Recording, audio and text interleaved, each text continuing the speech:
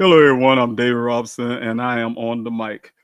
This is another episode to talk about some of the current events, things that's happening, things in my life, things I would like to discuss. The first thing we're doing today, and the only thing we're doing today, is talking about the upcoming town hall, and also the importance of having representations that matters, not only to your district where you live, but should be mattering to you. To like I would like to say, vote your interest. So again, I'm Dave Robinson, and I'm on the mic. I want to quickly talk about Congress, the role of Congress, the role of a representative, the way that I see representation. Representation to me means having someone who not have exactly who you are as a person, but definitely have your interests at heart. A person that definitely looks out for the welfare of everyone, and also to make sure they are representing everyone in the district. If your congressional district, regardless of your political ideologies, your religion, your race, everything in those matters, because it's important.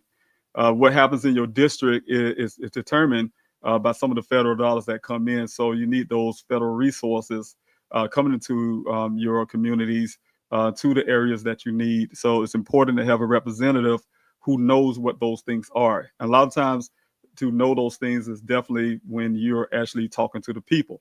So that's the reason why it's important to have things like town halls, community events, come to some invited things that they may have in the community. That means that going out to areas that with people who don't even vote for you, who are not in the same political ideologies that you may have. But again, just like myself, I'm a Democrat. I have democratic values.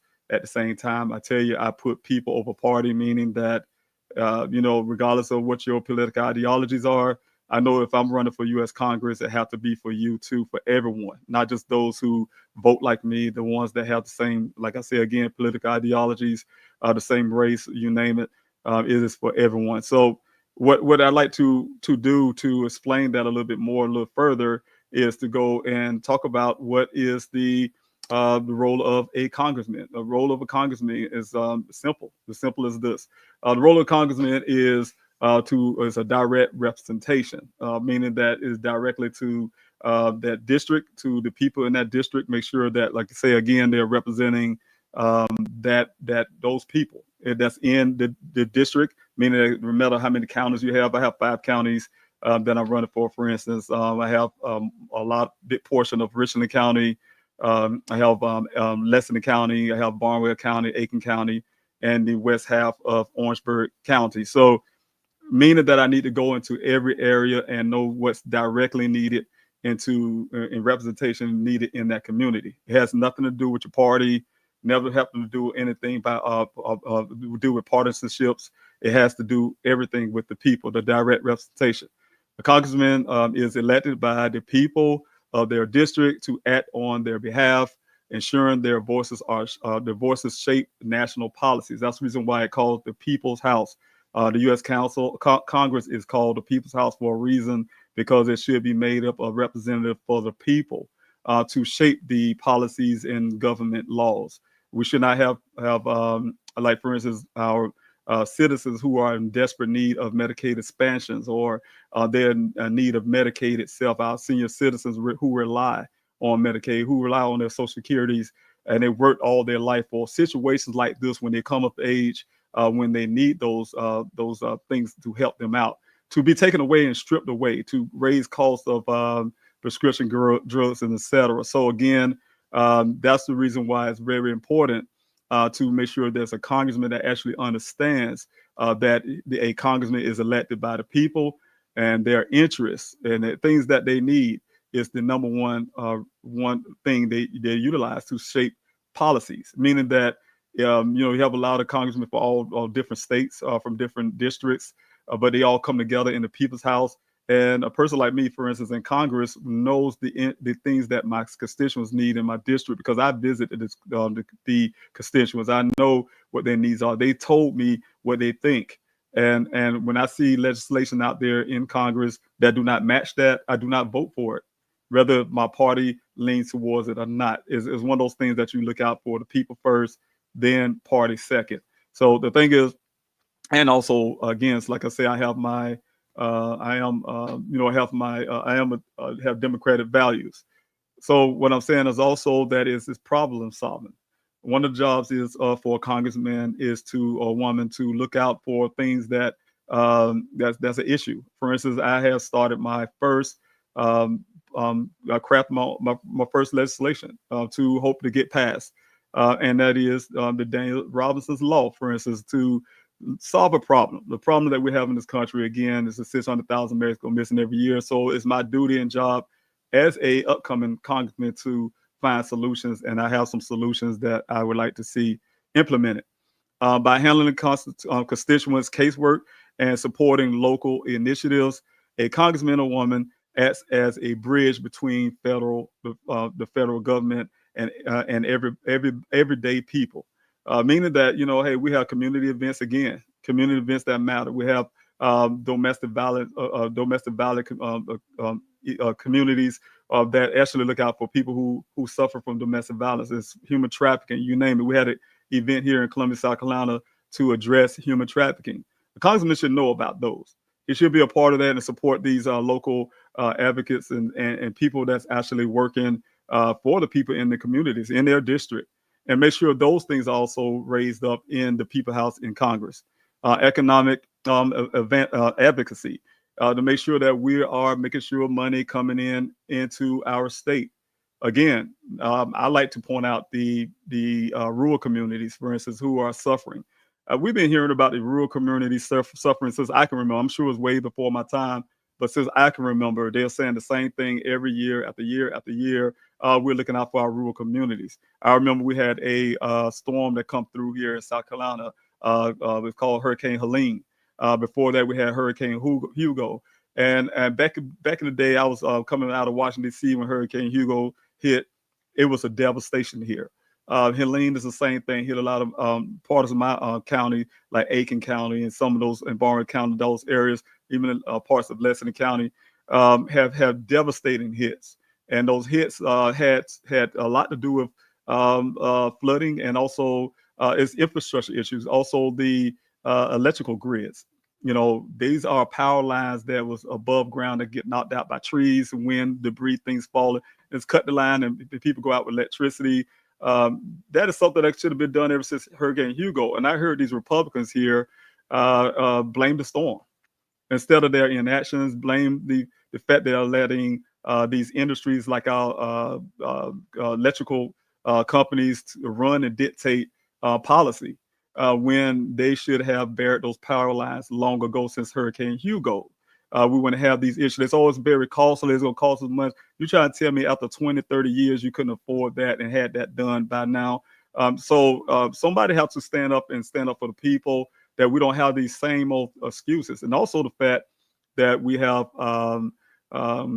people talking about dismantling FEMA and put FEMA out as a bad entity that should be able to help from the federal government, help people in times of crisis, not telling them how they apply and things like that. So we definitely want to make sure that by handling constituents' casework and supporting local initiatives, but also economic advocacy, whether it's job creation, affordable health care, or small business support, a congressman or woman fights for the economic well-being of their district. And that is point blank. Also, local and national. The local and national, they all, for the interests nationally and locally. Whatever we vote for on a national standpoint should also be our vote for what happens here in our state. District level concerns such as rural broadband, access, flooding, housing, veterans and services are often addressed through national legislations. And of course, I just mentioned those about the rural areas. I just mentioned that about, you guys saw a live I did before about opportunity zones, when we should make sure there are guarantees. When we say, hey, we helping out rural communities of bringing in industries to buy up these lands, these farmlands, and tear up these trees and bring these jobs that not necessarily going to the people who live there, not training them up to keep these jobs, etc. Make sure they have affordable housing, because a lot of times when these companies come in and build, like we got Scout Motors, for instance, homes are coming. And when homes come, we want to make sure they're affordable for the people who already live here. affordable for people who's coming into the state as well. But definitely want to look out for the natives and the people who are here in our district. Make sure they can afford it. They're not getting pushed out of their own neighborhood, for instance. So we want to make sure there's guarantees by these companies to build here. Yes, we thank you for coming and helping economic growth. At the same time, we have to have some guarantees that they're not poisoning our waters, our airs, and things like that when it comes to our rural communities. And we're not seeing that. We're not seeing that from Republicans. We see them deregulating and making sure they are not having no type of oversight with these companies so they can get all of this banking money coming in. What is the kickbacks for it, though? And so they have all this money come in. What is the benefit for the everyday American here, the entrepreneurs who may can start a business to go towards help with these industries that's coming in, et cetera. So that's the kind of thinking that we should have to make sure we're looking out for our community. Our community is mainly made up of our working and our middle class citizens. So it's the biggest bulk of our community, and we want to make sure that we're fixing those problems. And also, again, the educational aspects of that. South Carolina is ranked one of the lowest testing scores. We should be adding things to bring those test scores up, for instance. Also, local and national, like I said, district level concerns such as rural broadband access, flooding, those things, like I said, when it comes to our veterans. I'm a veteran. I am not just a retired veteran. I'm a disabled combat veteran, a post 9/11 veteran, served the country. So I know the needs of veterans in our state, in our country. I know the needs that we have with the VA, and we're not privatizing our VA for profit. We went out to war. We served this country honorably. We defended the Constitution against foreign and domestic, and it's still to this day. So we owe the debt that's owed by the federal government to care for our veterans, not pawn it off to someone else. I want to make sure that we're taking care of our veterans. So again, to the next slide here. The purpose of the Congress, you guys, is the balance of power. We see when one group has power, unchecked power, we see that the executive branch is exactly inflating itself and the dilution of duties from a one party in the people's house. They're not looking out for your interests. They're not hearing the constitution. They're not even coming to town halls to hear what you have to say. It is about the executive branch power expanding. And we should be able to have a balance of power there. We need people who actually care about our democratic republic, our democracy. A person like me that raised my right hand. And that's something that didn't inspire when I retired honorably. It goes on for life. If you're a person who raised your hand one time, your right hand one time, it's a life oath. It's not something that ends once your service is over. So we got to make sure we bring in checks and balances back into our Congress. Is important. And no matter what your political ideologies, if you're Democrat, Republican, it doesn't matter. It's about saving our country. Also, the fact, like I say, even the way I'm running, it doesn't matter. I put people over party. Congress was established as a legislative branch of government. They create the laws, but as we've seen lately, it seems like the executive branch is creating laws for all these writing these executive orders and things like that, and actually challenging the powers of Congress. So the way things are, that takes in, and don't take a person to test our Constitution and try to find ways to break it and find a little breaking point. That's someone who's a POTUS should be able to preserve and have an honor and dignity with the oath of office to do everything, to look at some of those vulnerabilities instead of taking advantage of them, try to enhance them and make them better instead of the opposite way. So again, we want to make sure that we have the legislative branch of government serving the balance of power and the executive and judicial branches, executive and judicial branches. People's voice. The purpose of the Congress, again, is for the people's voice. That's why, again, it's called the People's House. It's not called the executive branch house. It's not called the court's house. It is called the People's House. And so we want to make sure that the people, you, have power. And we got to understand this. It became to the point that we're now red and blue. I can give you an example. I think I said this on the live before. I have went to a hotel to try and set some things up for a family reunion. I was standing in line waiting on the customers go through because I wanted to disturb anything. And because I was just asking for information for one of their rooms that we would like to rent out.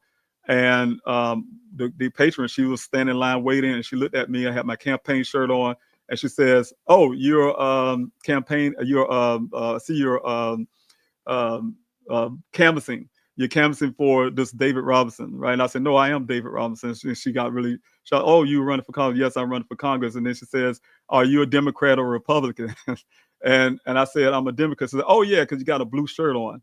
And when she said that, it wasn't. I don't have a blue shirt on. My campaign colors are not for blue because I'm a Democrat. It just happened to be my favorite color. It's a color that I like. But the point is, I get the point what she's saying. The first thing she's thinking, if I had a red shirt that says Dave Ross for Congress, though I'm a Democrat, she would have said, "Oh, he's a Republican." And so what happens is that we are separating ourselves when we are not should be doing that. We're separating ourselves because of the people who are sitting in these legislative branches and the executive branches in the courts to say, "Hey, I'm out of red or blue, and we don't talk to each other," and things like that. So no, that's the reason why Congress was created, not for the red or the blue. It's not created for a party. It's created for the people. Party is second, people is first. So again, the people's voice is the thing that matters the most, and we have lost touch of that a long time ago. I live in Congressional District 2. We have a Congressman, Joe Wilson, who lost touch of that. I'm assuming 23 years ago. I don't think anybody decides to run for Congress, at least I hope not, to do anybody harm, to look out for their party. But it should be looking out for the people, and that's the reason why I'm running. But over time, it seemed that you lose touch of that, and with that, it's time for you to move on. The House of Representatives was specifically designed to be the closest body to the people with frequent elections. Every 2 years is the election. Of course, Joe Wilson coming up for re-election again in 2026, and I'm here as a challenger. Of course, I have a primary with another Democrat. But once we get past the primary, we have that election frequent, like I say, every 2 years, and that's great. That is a great thing for opportunity for people to say, "Hey, look, 2 years, every 2 years, I'm keeping re-electing you for 2 years, but we're saying the same things for 23 years, 24 years. It'll be 25 years for Mr. Wilson and next year." So the things is, if you don't see any legislations being crafted on your benefits or your behalf, like for instance, I'm not even elected yet, and I have the Daniel Robinson's law, and that's something I created and put together before I'm elected, because the first thing you have to do is look out for the needs of the people in your district, right? You just heard me say that, and that's what I'm doing. We have a lot. I remember in February we had over 500 people here in South Carolina that is missing. And that was at the beginning of the year. I can imagine what the numbers are now. I don't have it right at this point. But what I'm saying is that is the interest of the people in my district. We have people disappearing and going missing in our state really frequently. In our country, 600,000 a year, 3,000 a day, 2,000 which are children. We have to do something about it, and I have done something about it. But I don't wait till I get elected. I'm going ahead and do things now. The House of Representatives, like I said, was designed to be the closest body to the people, with frequent elections every 2 years to ensure responsiveness.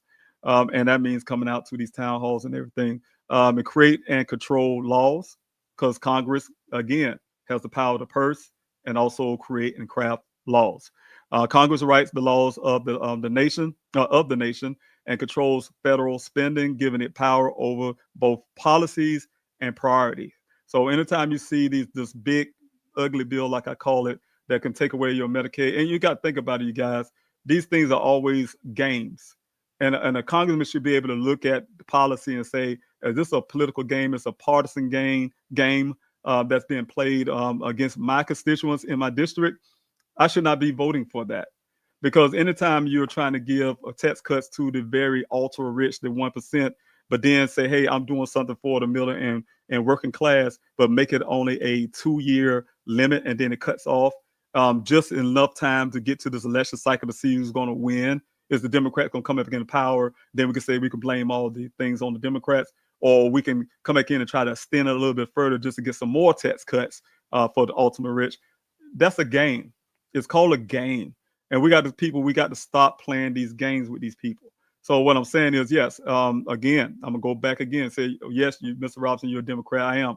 I have democratic values. I've been a Democrat probably before I even knew I was a Democrat. Mother's Democrat. But when I say what Democrat values mean to me is exactly what I'm saying. Rather, if I was raised a Republican and if I would have came up say I would have Republican values, it would be the same for me. When I say, hey, I'm looking out for the working and middle class, that's me. When I say I'm looking out for entrepreneurship programs to make sure our entrepreneurs have a place to grow business, that's me. I come from the marginalized and communities. I grew up in the projects. That's me. I've been a single parent. I know what things single parents go through. That's me. My priorities and my like I said, my values would say I'm looking out for those who are in need. I'm not looking out for those who's able to sit on gold toilets every day when they use the restroom and who have billions of dollars in their banks. No, you can't be sitting there making that your priority. It's called getting your priorities straight. And that's what we're doing is trying to make sure we put things back in perspective for the everyday American, not just those who are at the top. Create and control laws. Again, Congress writes the laws of the nation and control federal spending, given the power over both policy and priorities. It puts the checks on the president of the United States against all beliefs. There should not be no unlimited power of the executive branch as one is really trying to test its powers. Though oversight, impeachment, budget control, through oversight, impeachment, but budget control and confirmation powers, Senate, Congress ensures no president becomes too powerful and too big. But we're seeing every day that is becoming just that. The executive branch is becoming too powerful. Job of the U.S. Congressman, again, everyone, House of Representative, you see the HR, the House of Representative, part of the Congress I'm talking about right now, is to legislate, to propose, write, debate, and vote on federal law that affects the entire country. The Daniel Robinson law would affect the entire country, not just here in South Carolina, but for the whole country is what I'm trying to push a federal this federal bill to get implemented.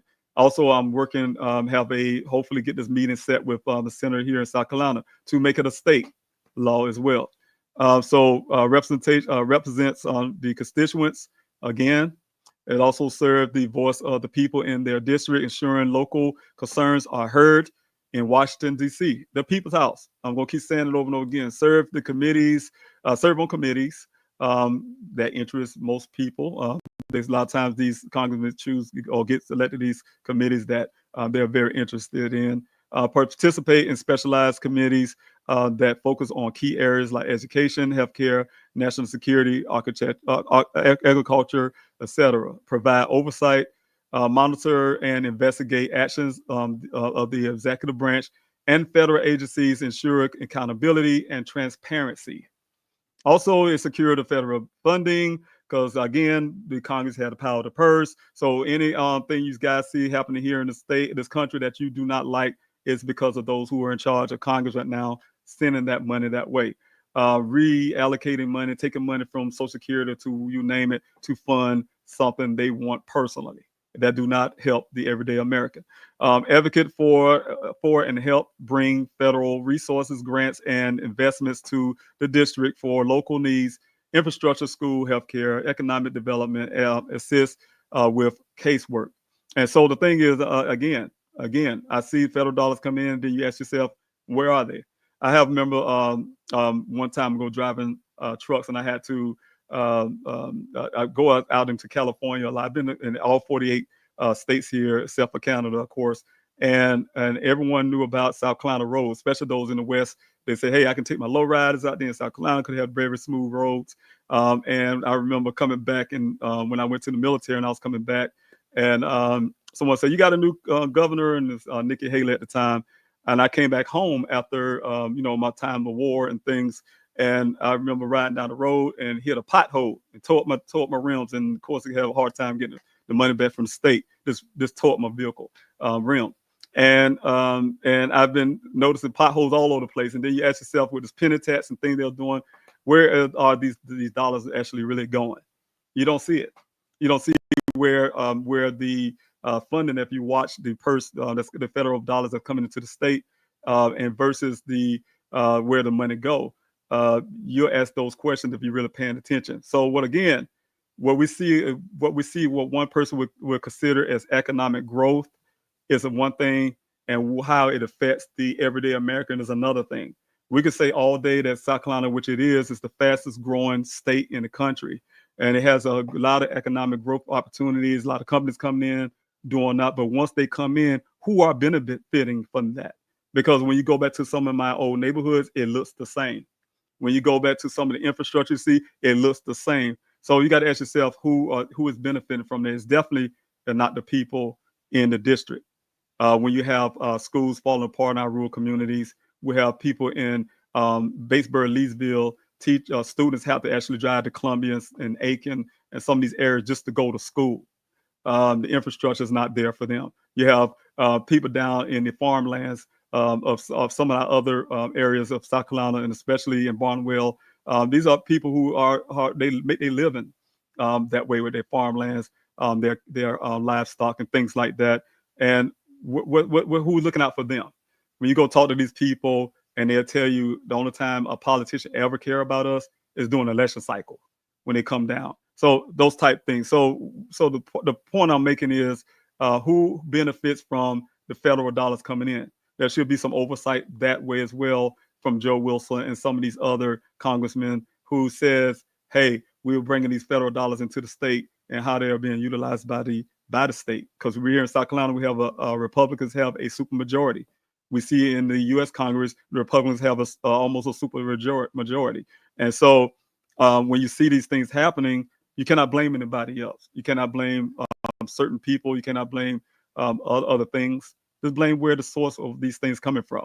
So again, to help constituents navigate federal agencies like Social Security, Veteran Affairs, IRS, when they encounter problems and delays. As you guys know, we have now a system that make it hard for our elderly, our most vulnerable population in our state to navigate. We already have a hard time navigating the website. I do. And to make it even harder. Oh, now you got to prove who you are. Now you got to go through extraneous things to make it harder. And if you knew what the purpose of Congress is, to make things a lot easier for our citizens, not harder, to receive those things that they need to take care of themselves. Also, engage in our community, having like town halls, meet with local leaders, attend community events, and maintain open lines of communication like I'm doing right now. This is something I plan to continue to do. It's not a one-off. You're not gonna see David on the mic just as a one-off.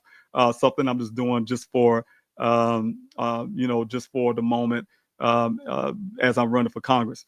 I plan to do this a lot. Talk about things I'm doing in Congress to give you guys opportunity to be a forum where you guys can actually come in and talk to me too, and be able to voice your concerns. I have town halls. I come to community events. I went to many events in my campaign last year. I'm the first Black candidate for South Carolina Congressional District 2, and I'm saying that for a reason, because first of all, it's historic.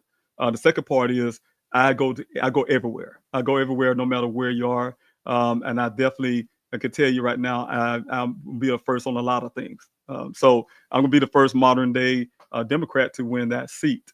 I'm going to be that as well. So again, what I'm saying is I watched how I was at these events. I mean, from Aiken, Barnwell, just different places, Lexington, Richland, and every time when we have events where we have constituents that sometimes vote for Joe Wilson, sometimes don't, I guess. And what I'm saying is he never shows up. I don't know how many times I have been in an event and they have a seat and they invite him because they have his name there looking all nice and pretty.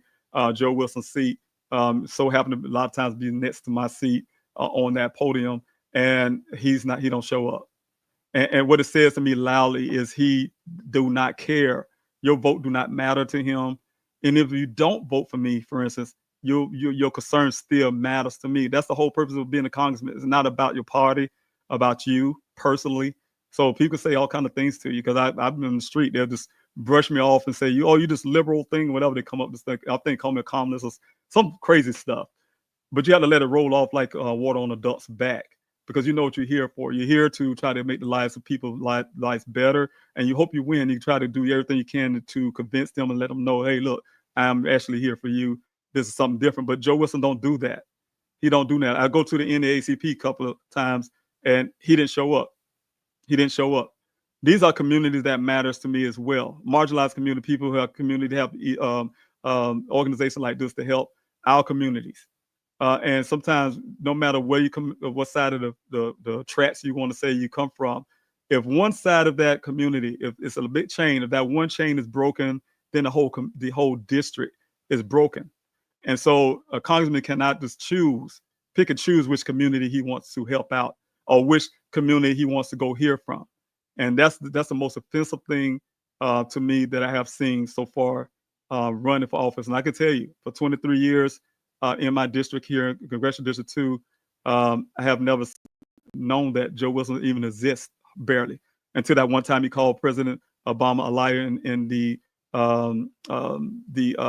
address that he had in Congress, that President Obama had the address in Congress, and also running for office. The only two times I ever known that he actually exists, because he never came into my communities. He never came to the NAACP meetings. He never came into talk about women, domestic violence or human trafficking, things that affect some of our communities. He never been to places where it's outside of his community and the people that vote for him.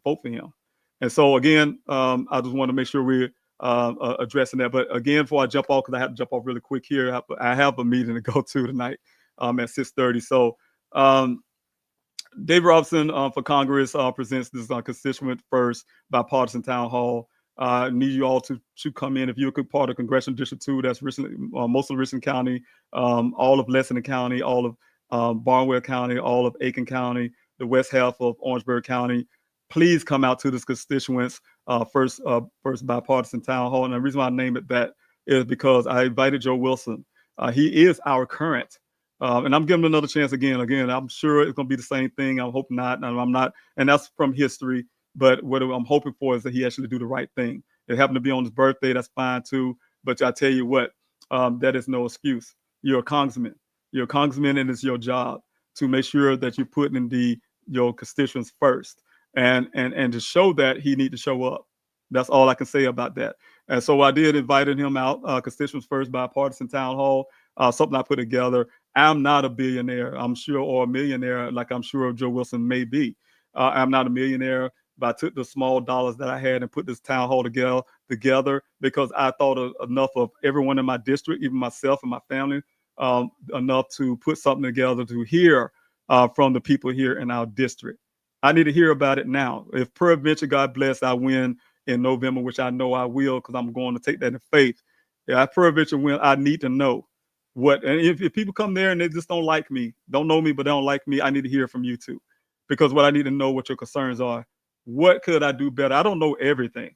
And the only way I can know everything is you tell me. And so the thing is, if you guys come out there and you share your concerns, you share with me what you need me to hear, I would be there for you. I answer all the questions I can. Joe Wilson should be there for his constituents. I'm a constituent, and I want to hear from Mr. Wilson as well. So hopefully he come out, because we can talk about those things that matter. So we'll discuss the issues that matter to you. We'll talk about the beautiful bill, they call it. I call it the ugly bill. We have to talk about those things because it affects us here in the state, and why he voted for that particular bill. And he needs to help us understand, because I can't do it. He needs to help us understand why he chose to vote for it and how it would definitely help us in the long run and for good, a permanent situation, not no 2-year candy bar to give you a little sucker or something to make you feel good like they're doing something for you, but they're really not, just to get something passed. Make sure why you're supporting this vote. Is it for your party? Is it for the executive branch?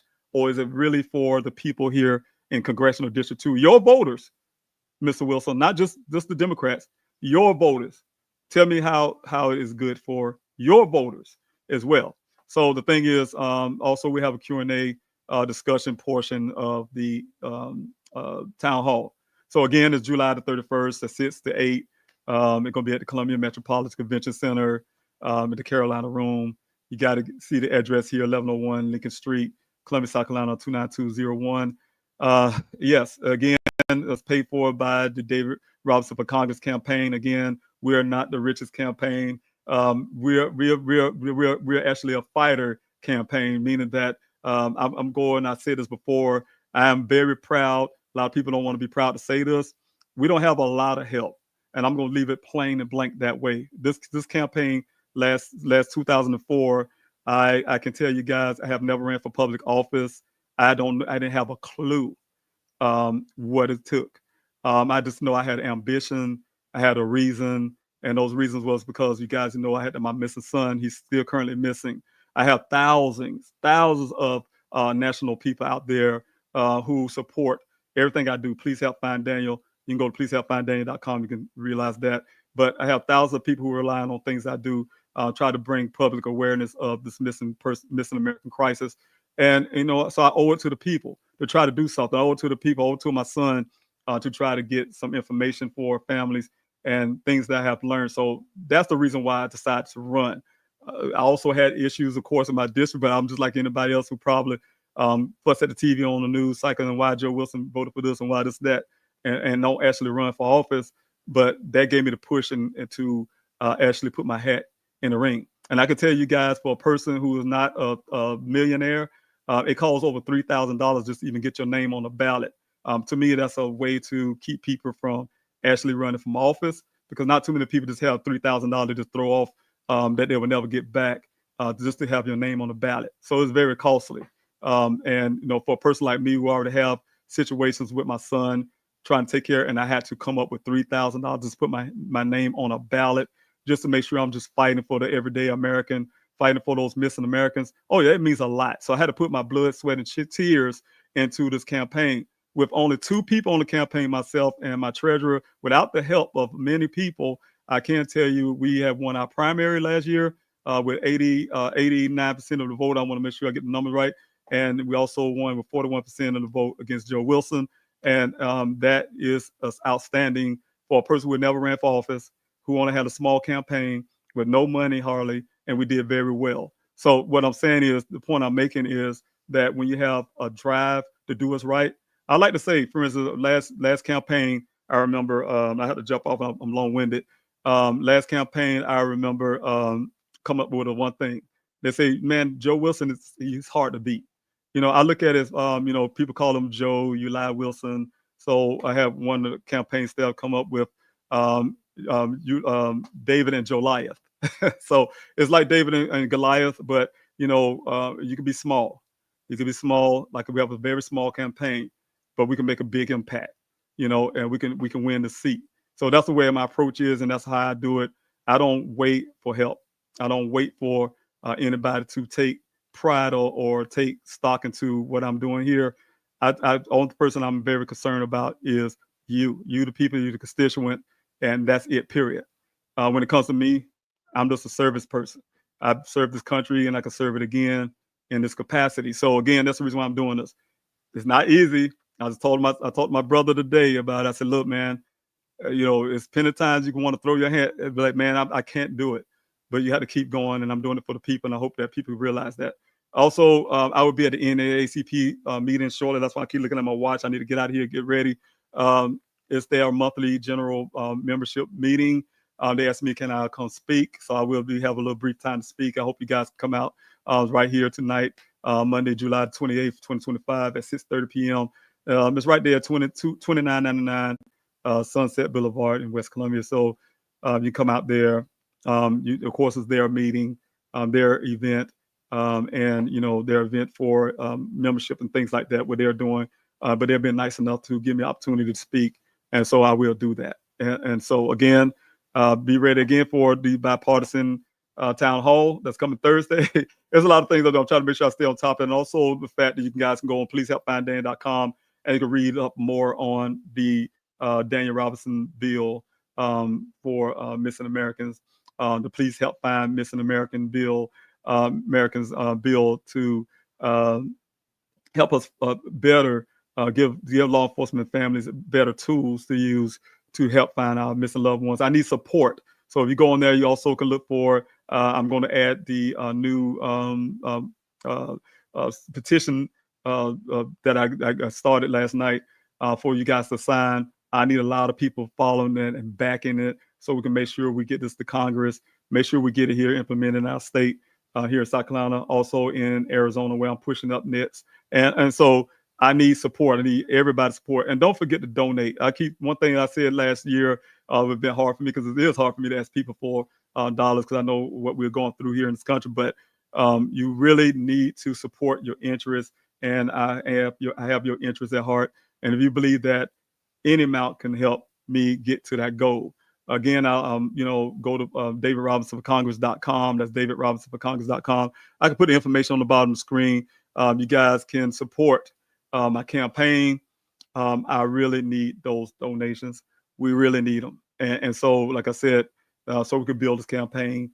One of my biggest weakness I had last time, and I really believe I could have beat Joe Wilson, is the fact we didn't have the money. We did all of this, probably over a little over $12,000 total. And we did a great campaign run. And, the thing is, if I could have gone out a lot further in my district to let people know I actually running, people are tired of Joe Wilson. They're tired of Joe Wilson. He may be a good, nice guy. I hear that a lot on the campaign trail. Niceness do not mean that you follow your party on everything that's hurting your constituents. So it's time to be a leader. We need leaders, not followers. We need leaders. And everybody know me, and you've been following me for the last 4 years. You know that I'm a leader. I'm a person who started my own desert searches, 48 weeks, 50 weeks of desert searches, 35,000 acres of land covered. Started my own city searches, flyer distribution campaign, 1,000 flyers all across the country, doing all kind of events to being on a national stage. I built the national stage for my son. So the thing is, what I'm saying to being a leader, running for Congress, to show people, hey, look, we're not only moving this grassroots movement to bring awareness for missing persons, we're actually going to take it to Congress. So this will be a leader. You have to have leaders. You cannot have just followers. You cannot have a person who's looking over for party over there over people. Yes, I have Democrat values, but the people come first. So thank you again, David Robinson for Congress, and I am David Robinson, and I am on the mic. Take care of yourself, you guys. We'll talk soon.